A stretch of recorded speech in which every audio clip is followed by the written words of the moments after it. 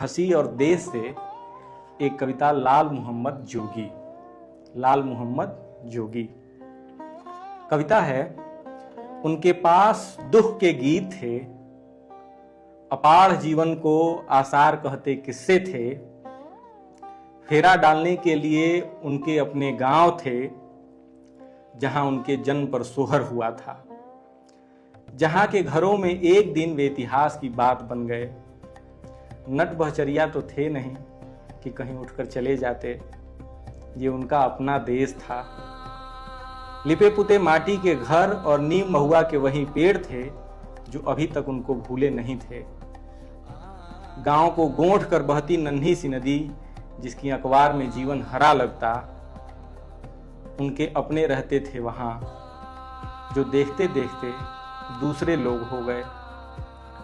उनका न दिखना धीरे धीरे वे लोग भूलने लगे, जो देखते तो व्यवहार में गांव, घर, खेत, खलिहान का हाल पूछते।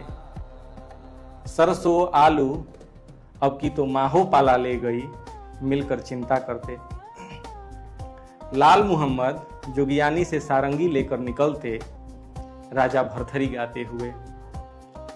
हथवा लिहे सरंगी बनकी धरे डगरिया, और बरहे बरिसवा के दिन कहिया बीती हैं। जैसे विरह और निर्गुण गाकर भिक्षा मांगते बूढ़े हुए थे। चैत कार्तिक में स्त्रियां उनके लिए भी फरवार निकाल कर रखती थीं। एक दिन पता चलता कि पढ़ाने के लड़कों ने उनका जोगिया बाना उनकी देह से खींच लिया।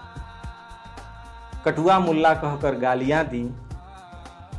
ये वही बच्चे जवान हुए थे जिनकी माएँ लाल मोहम्मद से इसरार करती नजर उतरवाती थीं। लड़के अपने धतकर्म को मोबाइल में सजा चुके थे।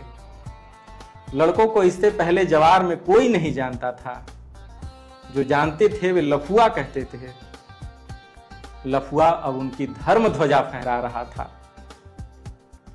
पहचान को तरसी लफुआ की कई पुश्तें अब तर गई थी। होली पर अब की खूब डीजे बजा, दिवाली पर ज्यादा पटाखे दगे। मुहर्रम भी अपनी तरह मना, लेकिन लाल मोहम्मद घर से नहीं निकले। उन्हें गाली और पिटाई का उतना दुख नहीं था जितना गांव वालों के चुप रह जाने का हुआ। वे सोचते रहते कि आखिर ऐसा क्या हुआ कि गांव के पुरनिया जोगी फकीर को बेगैरत किया गया और गांव का कोई कुछ न बोला।